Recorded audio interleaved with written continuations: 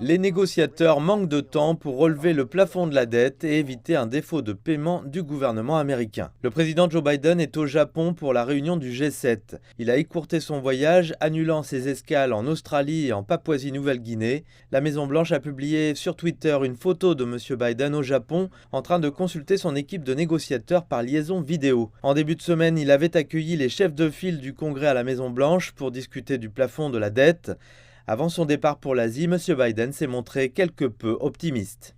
Je suis convaincu que nous parviendrons à un accord sur le budget. L'Amérique ne fera pas défaut et chaque dirigeant présent dans la salle comprend les conséquences si nous ne payons pas nos factures.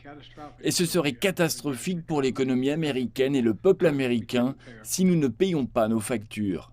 Le président républicain de la Chambre des représentants, Kevin McCarthy, fait pression sur la Maison-Blanche pour qu'elle accepte des coupes budgétaires en échange du relèvement du plafond de la dette. Le département du Trésor indique que les États-Unis pourraient se retrouver à court de fonds pour couvrir leurs obligations financières dès le 1er juin. Mais maintenant que nous sommes dans un délai si court, cela rend les choses encore plus difficiles.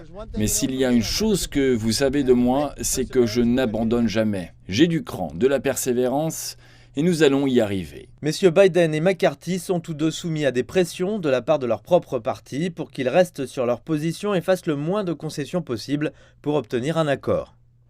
Selon les économistes, le défaut de paiement des États-Unis pourrait déclencher une récession qui se répercuterait sur l'ensemble de l'économie mondiale.